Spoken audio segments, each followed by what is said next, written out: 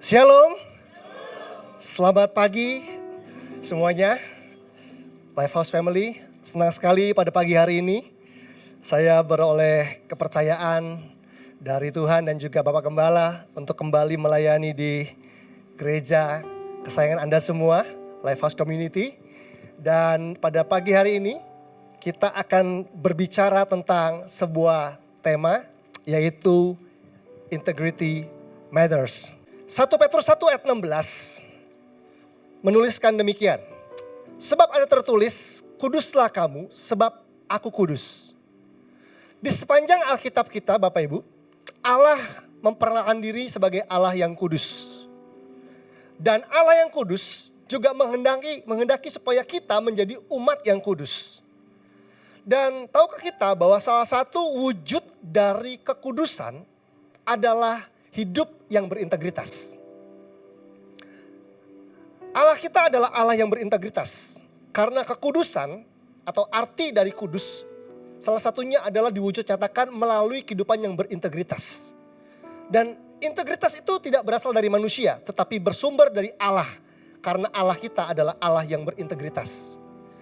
Kalau kita mengacu kepada arti kata dari integritas, kata integritas berasal dari sebuah kata Latin, integer, yang artinya utuh, lengkap, atau tidak terbagi. Saya percaya bahwa sifat Tuhan itu adalah utuh, lengkap, dan tidak terbagi. Kita mungkin mengenal bahwa salah satu sifat Allah adalah kasih. Allah adalah kasih. Tetapi kasih bukanlah satu-satunya sifat Allah. Allah kita adalah Allah yang multidimensi. Kasihnya, kemurahannya, pengampunannya, bahkan penghukumannya, murkanya terhadap dosa, keadilannya. Itu semua menyatu, sempurna dalam diri Allah. Allah adalah Allah yang multidimensi. Sifat-sifat Allah utuh, lengkap, tidak terbagi, tidak bertentangan satu sama lain. Itu sebabnya Allah kita adalah Allah yang berintegritas karena Allah tidak bertentangan dalam dirinya. Keinginannya dengan tindakannya, keinginannya, kerinduannya dengan perkataannya. Itu sebabnya orang yang berintegritas biasanya dikategorikan apa yang dikatakan sesuai dengan apa yang dia yakini. Apa yang ada di hatinya sesuai dengan tindakan dan perkataannya. Walaupun itu gak cukup untuk mengabarkan integritas Bapak Ibu. Karena kalau orang itu hatinya jahat dan tindakannya jahat, itu bukan integritas. Jadi integritas adalah bukan sekedar di hati dan di mulut, di hati dan di tindakan sama. Tetapi apa yang ada di hati kita, di mulut kita, tindakan kita itu selaras dengan kebenaran. Utuh, lengkap, tidak terbagi, menyatu. Makanya dari kata integritas kita pernah mengenal kata integrasi. Nah, kalau kita mengacu pada firman Tuhan di dalam Mazmur 15 ayat 1 sampai ayat yang kedua dikatakan, Tuhan, siapa yang boleh menumpang dalam kemahmu? Siapa yang boleh diam di gunungmu yang kudus? Yaitu dia yang berlaku tidak bercela. Ini integritas. Yang melakukan apa yang adil dan yang mengatakan kebenaran dengan segenap hatinya dan seterusnya. Ayat ini dimulai dengan dua pertanyaan oleh Daud. Tuhan, siapa yang boleh menumpang dalam kemahmu? Kemah itu menggambarkan rumahnya Tuhan. Siapa yang boleh diam di gunungmu yang kudus? Gunung juga menggambarkan kediaman Tuhan karena pada umumnya dulu dewa-dewa pada waktu itu dipercaya tinggal di gunung-gunung. Dan dikatakan orang yang boleh menumpang dalam kemahnya Tuhan dan boleh diam dalam gunungnya Tuhan ialah dia yang berlaku tidak bercela. Pertanyaannya adalah apakah hanya orang yang berintegritas yang boleh datang kepada Tuhan? Karena saya pernah mendengar ada pendeta yang khotbah demikian Bapak Ibu ketika mengartikan ayat ini. Hanya orang yang berintegritas yang berlaku tidak bercela yang boleh datang kepada Tuhan. Kalau kita melihat kebenaran Alkitab secara menyeluruh, saya percaya bahwa setiap orang boleh datang kepada Tuhan. Bahkan orang berdosa, orang yang hidupnya gak benar, orang yang gagal boleh datang kepada Tuhan. Tetapi yang dimaksud di sini adalah hanya orang yang berintegritas, yang berlaku tidak bercela, yang bisa menikmati kedekatan dan keintiman dengan Tuhan Bapak Ibu. Betul gak? Kalau kita punya sahabat, punya orang yang dekat dengan kita, yang coba mendekat dengan kita, tapi orangnya gak jujur. Orangnya suka memanipulasi kita. Bisakah kita merasakan keintiman dan kedekatan dengan orang tersebut?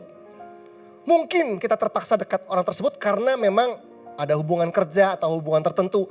Tapi pada dasarnya manusia itu gak suka berurusan dengan orang yang tidak berintegritas, Bapak Ibu. Betul gak? Kita gak suka berbisnis dengan seseorang yang tidak berintegritas. Walaupun kalau main olahraga, badminton suka curang gitu ya. Tapi kita gak suka kalau berbisnis dengan orang yang tidak berintegritas. Bahkan orang yang tidak berintegritas pun biasanya tidak mau menikah dengan orang yang tidak berintegritas. Karena takut dicurangi dalam pernikahan. Intinya adalah integritas ternyata mempengaruhi kualitas sebuah hubungan. Yang menarik adalah ternyata yang namanya integritas bukan hanya mempengaruhi kualitas hubungan kita dengan orang lain. Tetapi integritas kita juga mempengaruhi kualitas hubungan kita dengan Tuhan, Bapak Ibu. Kalau saya kembali ke slide sebelumnya tadi, terjemahan dari Mazmur 15 tadi, di dalam Amplified Bible dikatakan, He who walks with integrity and strength of character. Di sini Tuhan mencari orang-orang yang berintegritas. Saya percaya Tuhan menghendaki di tempat ini ada suami-suami yang berintegritas. Amin. Kok istrinya gak ada yang amin ya? Saya percaya istri-istri rindu punya suami yang berintegritas. Amin. Ibu-ibu, istri-istri yang bisa dipercaya kalau gak ada di rumah. Istri-istri pasti ingin punya suami yang berintegritas, yang kalau suaminya tugas keluar kota, istrinya gak panik, gak overthinking. Kenapa? Karena dia tahu suaminya berintegritas. Tidak perlu dipantau penggunaan keuangannya, pasti dia menggunakan uang dengan baik. Tidak perlu dipantau handphonenya, karena dia gak akan macam-macam dengan lawan jenis. Gak perlu dipantau makannya juga. Sudah tahu kalau asam urat gak boleh makan apa di kota tersebut, dia gak makan. Sama, pria-pria, suami-suami juga rindu punya istri yang berintegritas. Amin. Suami-suami rindu punya istri yang kalau dititipin uang, bisa dititipin. Jangan bilang, "Pa, masa papa gak percaya sama aku sih? Kan aku istrimu." Bukan hanya karena Anda punya satu istri, Anda bisa dipercaya, kan begitu. Karena dititipin uang untuk beli satu hal, yang dibeli 4. Begitu akhir bulan bingung, gak cukup. Saya percaya keluarga kita menghendaki kita menjadi suami, menjadi ayah, menjadi istri, menjadi ibu yang berintegritas. Amin. Saya juga berdoa supaya di tempat ini juga ada para pemimpin yang berintegritas di dunia kerja. Amin. Bapak Ibu, yang berusaha, yang berbisnis, yang jadi karyawan. Saya percaya integritas itu menandakan bahwa hidup kita semakin seperti Kristus. Hidup kita diubahkan semakin saleh, serupa dengan Dia.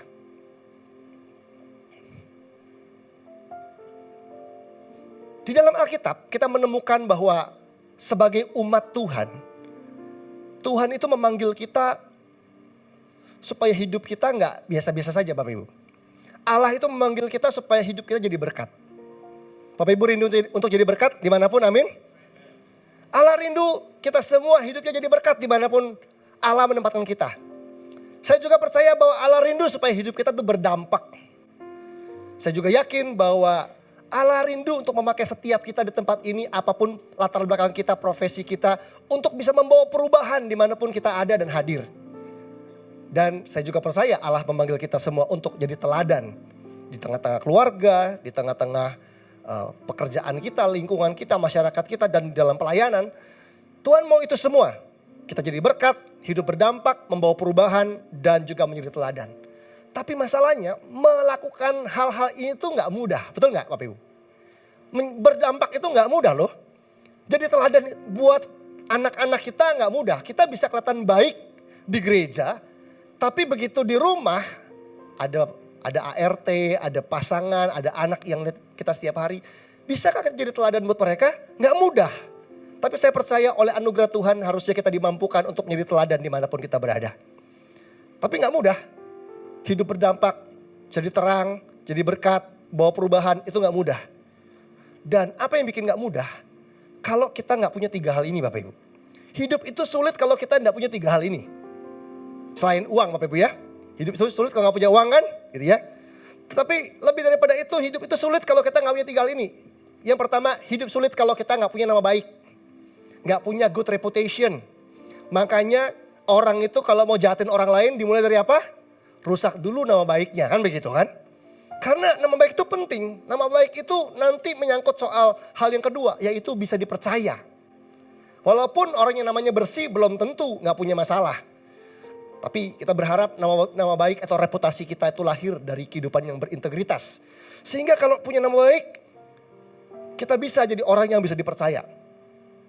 Dan selain itu yang ketiga, hidup itu sulit kalau kita nggak punya pengaruh. Reputation, trust, and influence itu perlu Bapak Ibu. Kalau kita nggak punya reputasi yang baik, orang baru mau usaha sama kita baru dengar reputasinya kayaknya kurang baik deh. Dia kalau bayar tuh suka macet kreditnya. Dia kalau kerjasama sama dia suka deadline-nya suka terlambat dan sebagainya. Kalau kita punya reputasi nggak baik, orang tuh jadi yang tadinya mau deal dengan kita, mau bisnis dengan kita nggak jadi. Hidup itu akan sulit kalau kita tidak bisa dipercaya, nggak punya trust, orang nggak punya trust dengan kita. Itu sebabnya menjadi ayah, menjadi suami itu nggak mudah kalau kita jadi orang yang nggak bisa dipercaya. Kadang-kadang kita pernah mendengar orang-orang curhat, keluarga saya nggak dengerin saya Pak Pendeta, istri saya nggak dengerin saya.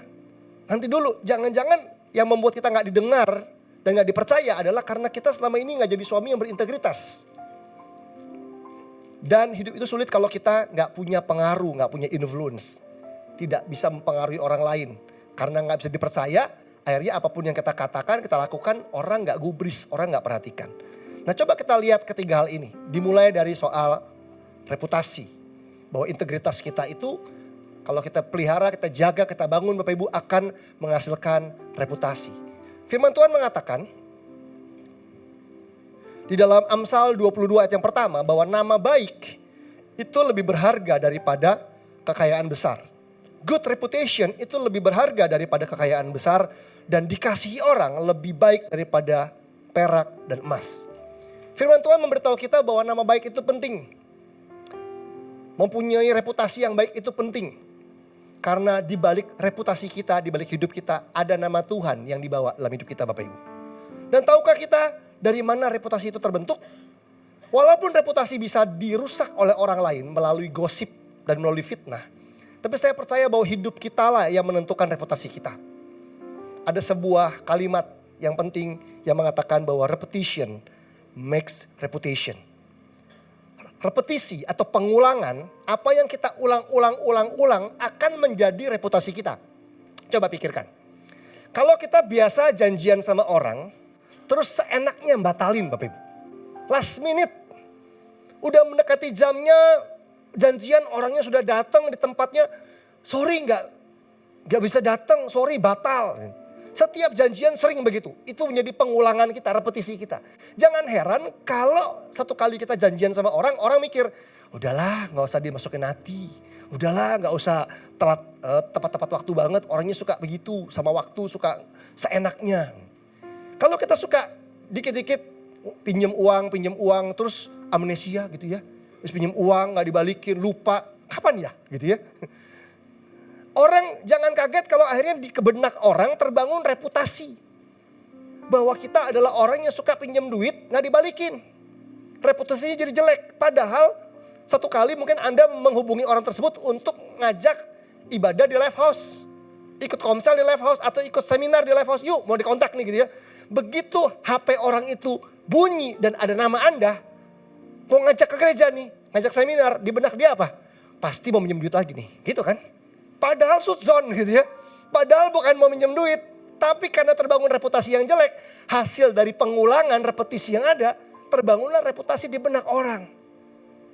Nah saya percaya kalau kita ingin punya reputasi yang baik Bapak Ibu. Kita perlu membangun hidup yang berintegritas.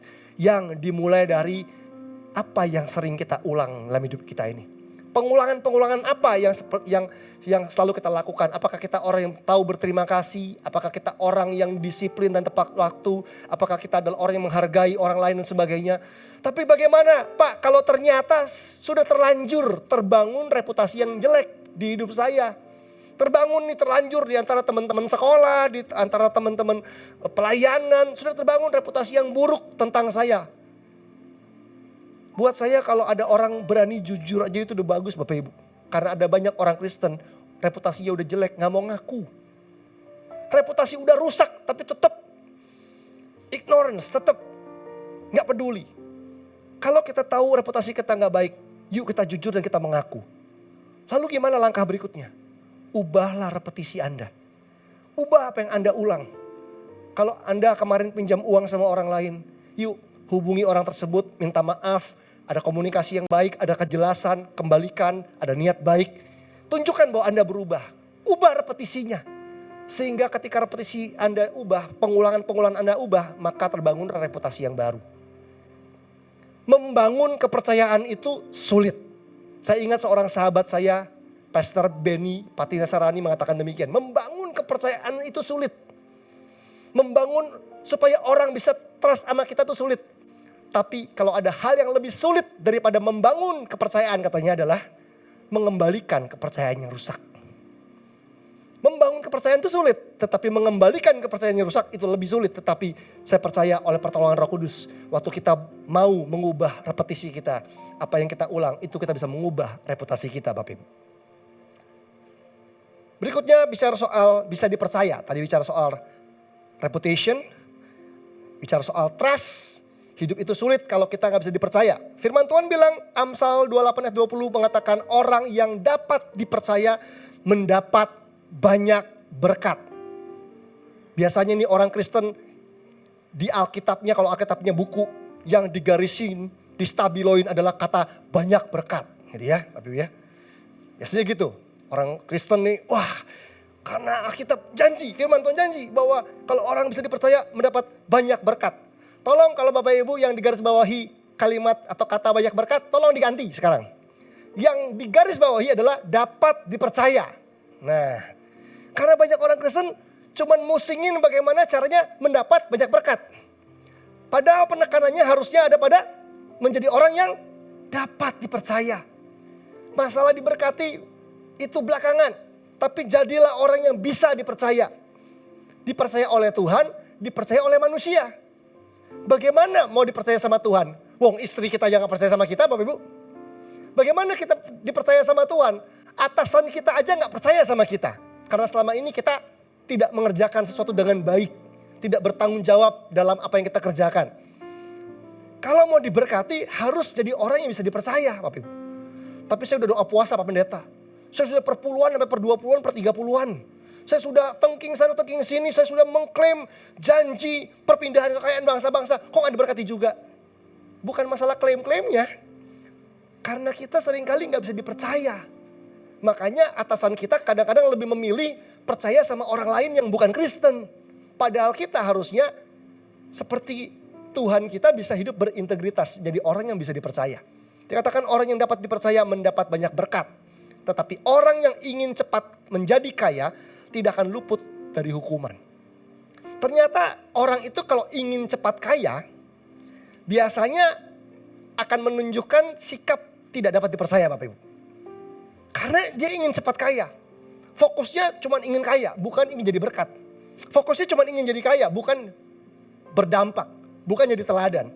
Kalau orang itu ingin cepat kaya, ingin jadi kaya, maka orang akan tergoda untuk mengerjakan dan melakukan tindakan-tindakan yang tidak dapat dipercaya. Karena ingin cepat kaya, jadi korupsi. Karena ingin cepat kaya, jadi bohong. Gitu kan Bapak Ibu ya?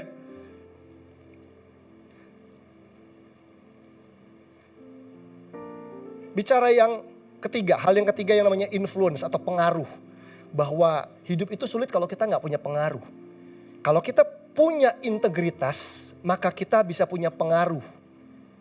Kalau kita punya pengaruh, kita akan didengarkan Bapak Ibu. Kenapa orang tua gak didengar sama anaknya?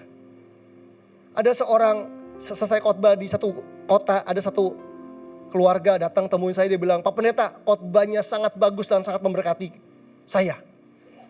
Tapi tolong, hari ini saya bawa anak saya, umur 17 tahun.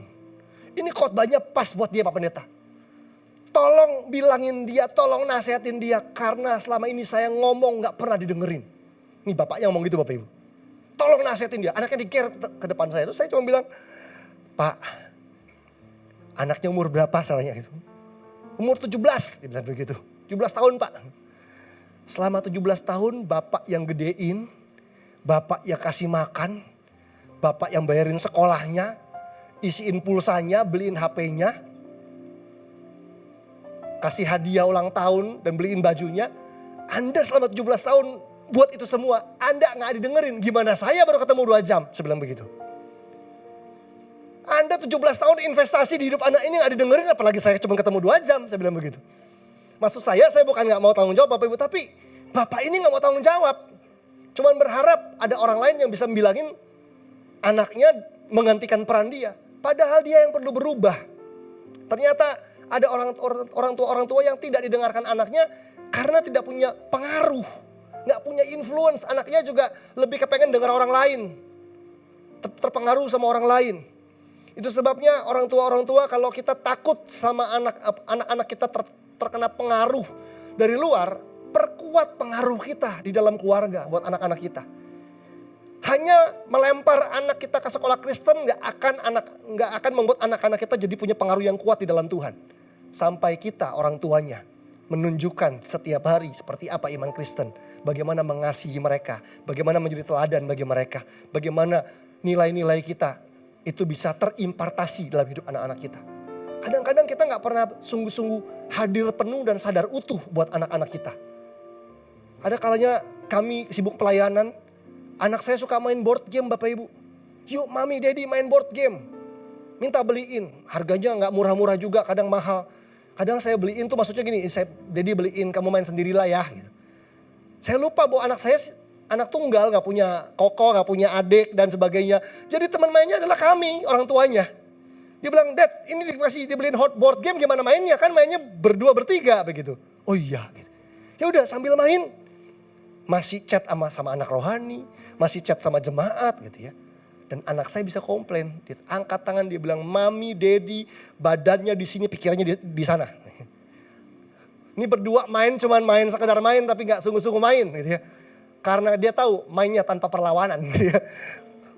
Dia menang terus dia gak senang. Dia minta ada perlawanan dari mami dan daddy. Dia tahu mami daddy tuh kalau lagi main tuh memang ingin jatuhin dia gitu. Jadi kalau kita kalahnya terlalu gampang dia gak terima. Mami sama daddy pikirannya ke orang lain.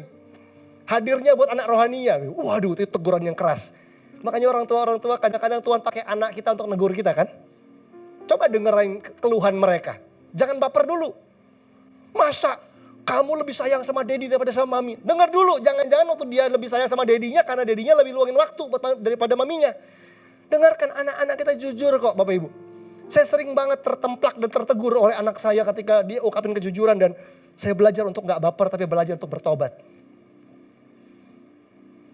Jadi kalau ada orang tua di sini satu kali, orang tua tuh suka cari gara-gara Bapak Ibu. Ayo, adik lebih sayang siapa? Papa atau mama? Cari gara-gara kan? Mamanya nih nanya nih, adik lebih sayang siapa? Papa atau mama? Papa, karena papa suka main sama adik. Kamu tuh jahat, kamu tuh egois, kamu tuh gak sayang sama mama. Tadi nanya, dikasih jawaban gak siap. Gimana sih? Harusnya kan koreksi, kenapa ya? Lebih sayang papa sama daripada mama, kenapa ya? Oh sering hadir, aku kurang hadir ya. Gitu. Kadang orang tua tuh gak siap sama jawaban-jawaban dan gak siap untuk berubah. Coba Bapak Ibu, Anda paksa. Oke mulai hari ini adik harus sayang mama. Kalau enggak mama berhenti masak. Dia akan bilang dia sayang mama di mulutnya, hatinya enggak. Percuma kan maksa dia dengan ancaman untuk mulai hari ini ditanya satu live house bilang kamu sayang mama daripada papa. Tapi hatinya enggak begitu. Saya ingat ada seorang teman saya cerita. Suaminya dipaksa pasang waker alarm di handphone di jamnya, jam 8 malam harus bunyi. Jam 8 malam harus bunyi. Dan waktu alarmnya bunyi, dia harus angkat telepon ke istrinya ini untuk bilang I love you doang. Untuk bilang I love you. Lagi ngapain pun begitu bunyi alarm jam 8 malam, dia angkat telepon, sayang I love you. Istrinya bangga. Cerita sama saya, suamiku tiap jam 8 malam alarm bunyi, dia telepon bilang I love you. Oke, dia buat itu karena siapa? Karena aku dong, aku yang suruh. Loh itu mah bukan cinta namanya, terpaksa. Loh kamu gak buat begitu sama istrimu? Oh enggak. Saya tidak perlu istri saya telepon saya tiap jam 8 untuk bilang I love you, nggak perlu. Karena setiap hari saya lihat tindakan kasihnya buat saya dan buat keluarga kami. Tapi kadang-kadang ada orang-orang yang perlu itu Bapak Ibu. Nah kembali ke soal influence tadi. Kalau kita tidak hidup berintegritas, kita tidak punya influence. Sama seperti ketika ayat ini menjelaskan, Paulus mengatakan pada Timotius, jangan seorang pun menganggap engkau rendah karena engkau muda. Ini kalau baca ayat ini di benak orang tua bisa bilang gini, ini untuk anak youth nih. Untuk anak katalis sebelah nih. Anak muda. Jangan ada seorang pun anggap kamu rendah karena engkau muda, tapi jadilah teladan. Ini anak muda nih. Bapak Ibu, yang muda aja harus jadi teladan. Gimana yang tua? Benar gak? Ini buat yang baru nih, masih muda nih, baru jadi Kristen. Yang baru aja harus jadi teladan, apalagi yang tua, yang udah lama. Kan begitu kan? Jadi ayat ini buat semua sebetulnya. Jangan ada seorang pun anggap engkau rendah karena engkau muda, jadilah teladan. Karena orang itu kalau gak jadi teladan Bapak Ibu, itu gampang dia gak rendah sama orang lain, dia gak pernah remeh sama orang lain. Paling seru itu kalau ikut ibadah kantor Bapak Ibu. Ibadah kantor tuh hari Jumat, diundang khotbah. Kadang tuh ada bos-bosnya yang Kristen. Kita bisa tahu tuh bos seperti apa tergantung reaksi dari karyawannya. Bosnya datang, Pak sini Pak, Bu duduk Pak kesaksian Pak, nyanyi kayak apa gitu. Disambut. Tapi ada yang begitu muncul tegang semua. Terus angkat tangan, saya mau bersaksi kata bosnya. Oh Tuhan Yesus begitu baik gitu ya. Tuhan tuh begitu luar biasa memberkati saya dan sebagainya. Itu muka sebelah gak rela gitu ya. Oh bosnya gak disukai kayaknya sama karyawannya gitu. Saya pernah khotbah di sebuah persekutuan doa. Ada satu bapak kesaksian. Ada istrinya juga. Saya mau kesaksian. Puji Tuhan. Tahun ini Tuhan ubahkan saya begitu luar biasa. Dan saya jadi pribadi yang lebih lemah lembut. Istrinya, hah? Gitu. Refleks. Nggak janjian dulu. Saya jadi pribadi yang lebih sabar. Hah? Kok hah? Dia pikir ini suami gua. Kayaknya salah deh gitu. Kalau nggak jadi teladan gampang dianggap remeh Bapak Ibu. Makanya kita perlu kehidupan yang berintegritas supaya apapun yang kita katakan didengar sama pasangan, sama anak, sama orang lain. Memang paling repot jadi hamba Tuhan itu kalau bawa keluarga sambil khotbah Bapak Ibu. Ada istri di depan, ada anak di depan. Anak saya udah umur 11 tahun. Saya khotbah apapun dia ngerti. Bisa ngulang lagi. Bisa ketawa lagi. Bisa menceritakan kembali lagi khotbah saya. Begitu. Kalau ada hal yang gak sesuai dengan saya hidupi. Wah, habis saya. Tapi saya belajar untuk membangun integritas. Karena hidup berintegritas itu bukan hidup yang sempurna Bapak Ibu. Kita punya banyak kekurangan. Tapi hidup yang berintegritas itu dibangun melalui pertobatan setiap hari. Amin. KBBI atau Kamus Besar Bahasa Indonesia itu menjelaskan kata integritas artinya begini. Mutu, kualitas, sifat atau keadaan yang menunjukkan kesatuan yang utuh sehingga memiliki potensi dan kemampuan yang memancarkan kewibawaan. Jadi ternyata integritas itu menghasilkan kewibawaan. Jadi yang membuat pria itu punya wibawa bukan kumisnya Bapak Ibu. Maaf ya bapak-bapak yang punya kumis itu gak salah begitu. Tapi bukan kumis dan bukan nge-gym. Kan bapak-bapak sekarang suka nge-gym gitu ya. Pria-pria supaya ototnya wah gitu ya. Bukan itu yang membuat kewibawaan. Apalagi kalau di sini ada bapak-bapak yang namanya ada wibowonya. Ya kan? Udah ada namanya ada wibowonya misalkan ya. Budi Wibowo. Tapi gak ada wibawanya. Wah gawat. Karena wibawa itu gak datang karena namanya Wibowo atau pakai kumis atau nge-gym. Tapi dari hidup yang berintegritas. Seorang legend, pelatih dan pemain American football ternama mengatakan demikian. Integrity, the choice between what is convenient and what is right. Integrity itu seringkali membawa kita untuk memilih antara pilihan yang mana yang nyaman atau mana yang benar. Kadang-kadang waktu kita memilih apa yang benar, kita harus melepaskan apa yang nyaman. Daniel harus memilih apa yang benar. Sadrak, Mesak, dan Abednego memilih apa yang benar. Dan integritas ternyata gak selalu membuat hasil yang baik dan nyaman buat kita Bapak Ibu. Seringkali integritas membawa kita pada kesusahan, masalah, penderitaan, dijegal, dimusuhi, nggak dapat tender dan sebagainya. Saya ingat tadi Pastor Wigan tanya sama saya. Dia bilang, wah beruntung ya kalau udah pernah ke Israel. Tur Israel, sekarang lagi perang. Susah ke sana. Terus dia tanya sama saya, udah pernah belum? Belum pernah masalahnya. Nah itu Bapak Ibu, saya tuh belum pernah ke Israel begitu ya. Pernah perang lagi begitu. Dulu pernah hampir ke Israel. Jadi singkatnya, satu kali jemaat kami itu ada yang kerja di sebuah tour and travel. Begitu. Terus jemaat kami bilang, Pastor, saya boleh nggak masukin namanya? Pastor Ferry jadi pembina rohani untuk perjalanan tour and travel Holy Land Israel. Gitu. Boleh nggak? Gitu. Karena kebetulan di perusahaan kami ini baru buka divisi Holy Land. Selamanya ini nggak ada selama ini. Jadi baru buka, teman saya yang pegang. Boleh gak masukin namanya? Boleh dong. Kapan lagi pergi ke Israel? Belum pernah kan waktu itu kan gitu. Jadi singkat cerita nama saya dimasukin sebagai pembina rohani. Lalu saya dikenalkan dengan satu orang karyawan di situ yang megang divisi tersebut begitu. Singkat cerita saya harus berkomunikasi dengan orang ini untuk atur jadwal gitu ya. Dia cari peserta dan sebagainya begitu. Lalu satu kali dalam komunikasi kami, ini karyawan temennya jemaat kami tiba-tiba bilang begini, Pak Ferry, sorry ya, ada hal yang saya mau omongin. Singkat cerita dalam omongan tersebut Bapak Ibu, saya diajak untuk berbohong. Kong kali kong nih, ini kan Holy Land Tour, kok gak holy gitu. Diajak bohong belum, ini Holy Land Tour kok prosesnya gak holy nih gitu. Saya gak jawab, jadi dia bilang gini ya Pak, gini ya Pak. Saya cuma senyum aja oke gitu. Saya ngomong lah ke jemaat saya dong, saya bilang saya mau cerita boleh gak gitu ya. Gimana baiknya aja menurut kamu, cuman orang ini ngajakin saya seperti ini. Saya bilang, dan ini gak bener. Kan saya juga pendeta hamba Tuhan, masa gak direspek dengan malah ngajakin konspirasi yang gak bener nih gimana ceritanya sebenarnya begitu kan. Dan saya rasa ini gak baik buat perusahaan juga gitu. Saya beritahu ke kamu, ya masalah ini harus gimana, silahkan kamu yang gumulin lah begitu. Ternyata orang itu tahu Bapak Ibu, saya lapor. Akhirnya saya nggak dihubung-hubungi, digantung-gantung tanggal itu ya. Begitu saya tanya, gimana ada update kah? Oh udah berangkat sama pembina lain dan sebagainya. Ya udah, saya kehilangan kesempatan ke Israel sampai hari ini. Nggak apa-apa, saya ke Jepang aja. Liburan saya makan sushi di situ. Saya tanya sama anak saya, kalau Daddy Mami ke Israel, you mau ikut nggak? Nggak mau katanya. Kenapa kamu gak mau ikut? Gak mau, Daddy aja sana lihat-lihat Israel. Aku di rumah aja katanya.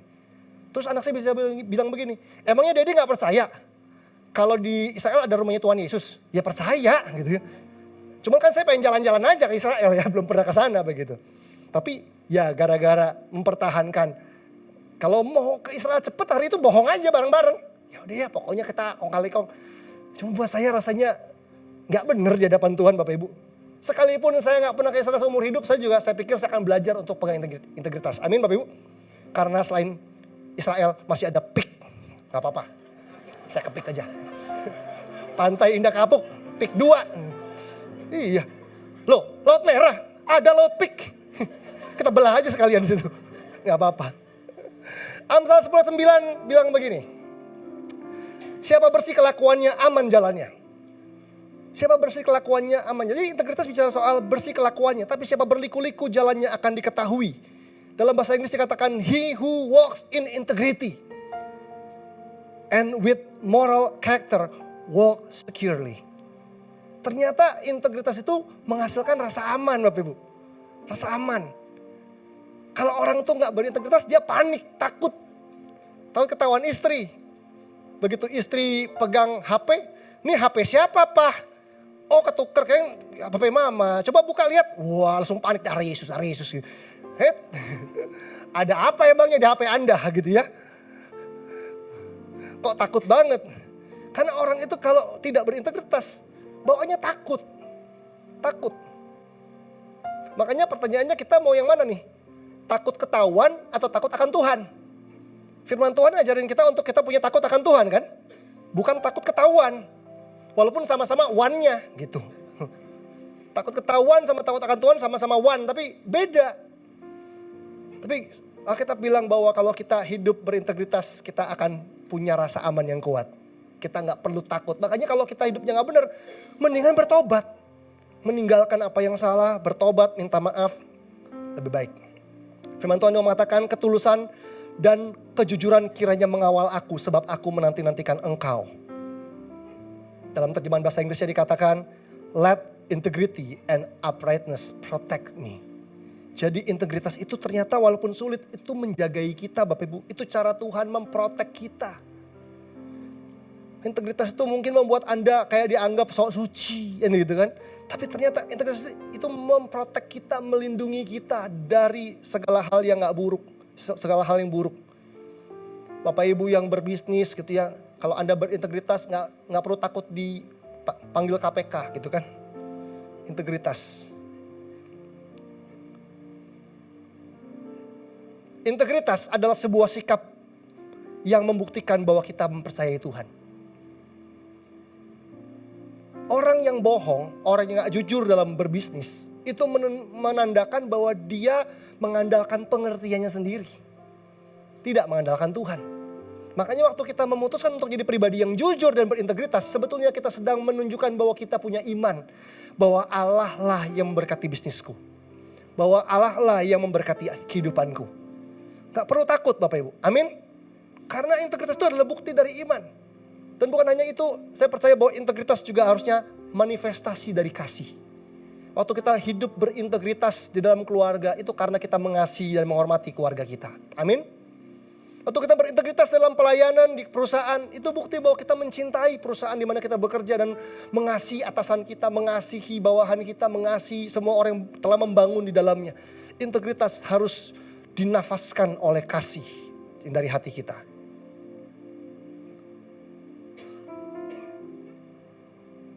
Firman Tuhan juga berkata, orang benar yang bersih kelakuannya, berbahagialah keturunannya.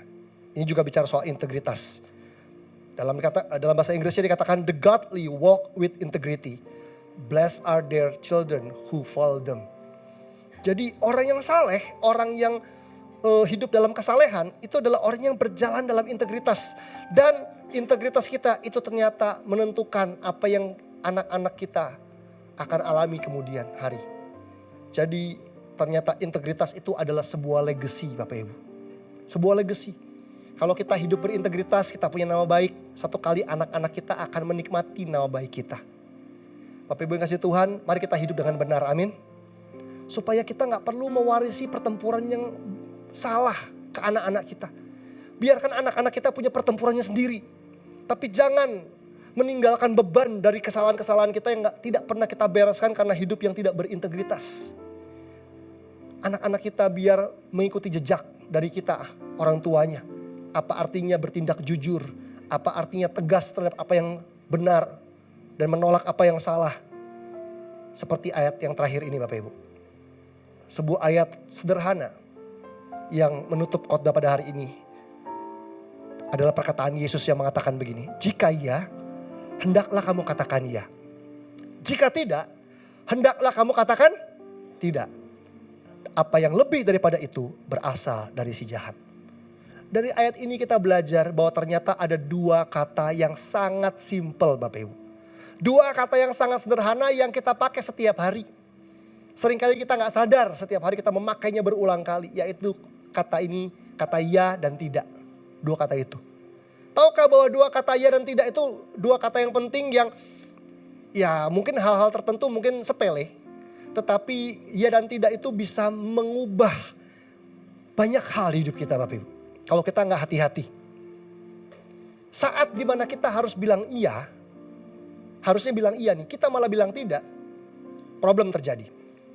Harusnya kita bilang tidak, kita bilang iya, penyesalan terjadi. Hati-hati dengan dua kata ini, iya dan tidak. Saya percaya kita perlu pertolongan Roh Kudus. Kita perlu hikmat Tuhan. Kapan menggunakan dua kata ini, iya dan tidak. Ada seseorang pria punya teman dari muda, puluhan tahun, dari remaja sampai sekarang sudah punya anak remaja. Mereka bersahabat, olahraga bareng, dan temannya bilang, bro, Bisa bantu gak? Saya punya problem besar nih. Apa? Lagi butuh uang. Butuh uang. Makanya Bapak Ibu hati-hati kalau ada orang lagi ngechat kita bilang GBU. GBI itu gak selalu God bless you. Gua butuh uang. Jadi kalau orang bilang GBU yang mana dulu nih? GBU yang gua butuh uang atau God bless you nih gitu. Jadi bilang GBU nih apa? Gua butuh uang. Aku udah minta tolong semua orang gak bisa. Kayaknya cuma kamu. Harapan terakhirku. Berapa? Gak banyak. Berapa? Cuma 100 juta. Banyak itu mah kata temennya. Banyak itu mah. Masa kamu gak ada, bantulah begitu. Terus pria ini bilang, sebetulnya ada sih. Tapi itu uang di tabungan khusus. Untuk bayar kuliah anak. Anak mau masuk kuliah bentar lagi. Kan kalau saya pinjemin ke kamu, istriku pasti gak setuju. Temennya bilang, kamu kayak gak kenal aku aja. Kita kenal teman dari remaja. Rumahku kamu tahu, kebiasaan burukmu, kebiasaan burukku kamu tahu, orang tuaku kamu kenal dulu, makam orang tuaku kamu tahu di mana kuburannya. Semua kamu tahu, masa kamu nggak yakin saya balikin uangnya sih? Ayo dong pinjem dong gitu. Aduh, nggak bisa, nanti takut istriku marah. Ya nggak usah bilang-bilang lah dan sebagainya. Bapak Ibu, awalnya pria ini bilang tidak, enggak. Tapi karena rayuan gombal, beberapa menit kemudian dari tidak berubah jadi iya. Ya udah deh, pinjemin deh. Sisanya kisah tersebut berisi penyesalan. Bahwa ternyata uangnya gak bisa balik. Hubungan rusak, pernikahan goyah. Karena tadinya harus bilang tidak, berubah jadi iya. Dua kata ini simpel Bapak Ibu. Jika iya katakan iya, jika tidak katakan tidak. Dan integritas juga menyangkut bagaimana kita punya hikmat dan punya ketegasan menggunakan iya dan tidak dalam hidup kita. Ketika situasi kita harus bilang iya, berkatalah iya dengan tegas. Ketika kita harus bilang tidak di sebuah situasi, katakan tidak. Karena saya percaya Bapak Ibu kasih Tuhan, iya dan tidak Anda itu diurapi oleh Tuhan ketika Anda melakukannya dengan benar. Dan yang menarik adalah kalimat di bawahnya. Apa yang lebih daripada itu berasal dari si jahat. Ternyata kalau kita salah menggunakan dua kata iya dan tidak, kita bisa memberi ruang buat pekerjaan si jahat dalam hidup kita. Untuk mencuri sukacita, mencuri kerukunan, mencuri damai sejahtera, mencuri berkat Tuhan. Hanya karena kita salah menggunakan kata iya dan tidak. Saya berdoa, kiranya Tuhan beri kita hikmat untuk bisa menjadi pribadi-pribadi yang berintegritas. Dan hidup kita memuliakan Bapa di surga. Amin, Tuhan berkati. Mari kita bangkit berdiri bersama. Datang pada Tuhan.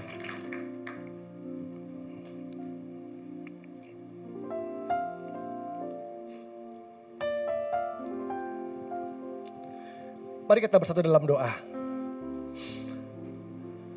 Bapa di surga, hari ini kami mengerti bahwa integritas adalah sifat-Mu. Dan kami mau belajar bertumbuh menjadi pribadi-pribadi yang lebih berintegritas lagi Tuhan. Berjalan dalam integritas, hidup dalam integritas, selaras dengan hati Tuhan, selaras dengan kebenaran-Mu. Roh Kudus urapi kami semua. Kiranya di hati kami, setiap hari, setiap saat, setiap waktu, kami punya sensitivitas, kepekaan untuk mengenali apa yang salah, apa yang tidak berkenan di hati Tuhan. Dan mau senantiasa hidup dalam pertobatan. Supaya dari hidup yang berintegritas, kami punya nama baik. Kami punya reputasi yang baik. Kami punya rasa percaya. Orang percaya kepada kami. Kami bisa dipercaya. Dan kami juga punya pengaruh, punya influence yang bisa mempengaruhi banyak orang. Hari ini Tuhan, kami juga mau datang kalau ada di antara kami yang ketika dengar khotbah ini, kami diingatkan bahwa selama ini kami sering melakukan hal-hal yang tidak berintegritas. Terkadang kami kompromi sehingga hari ini mungkin terlanjur terbangun reputasi yang gak baik di hidup kami. Kami kehilangan kepercayaan dari orang-orang yang kami hargai selama ini. Dan dengan berat kami kehilangan pengaruh atas orang-orang yang kami sayang sehingga kami tidak didengar hari ini. Bapa di surga, aku berdoa, ampuni kami semua. turun kiranya anugerah-Mu buat kami. Biar hari ini kami semua boleh berubah. Kami menerima dengan jujur, dengan rendah hati keadaan kami, kesalahan kami. Dan kami mau membangun integritas dengan benar. Supaya dengan integritas yang kami bangun bersama dengan Roh Kudus, kami bisa menjadi orang yang punya good reputation. Kami bisa dipercaya dan kami kembali bisa punya influence yang kuat, influence yang meluas untuk menjadi berkat, menjadi teladan, dan bisa membawa perubahan buat orang-orang di sekitar kami. Terima kasih Tuhan, kami bersyukur untuk firman-Mu yang mulia, firman-Mu yang menyegarkan hati kami dan mengubahkan hidup kami. Dan di dalam nama-Mu yang kudus, nama Yesus Kristus Tuhan, kami berdoa. Haleluya. Amin.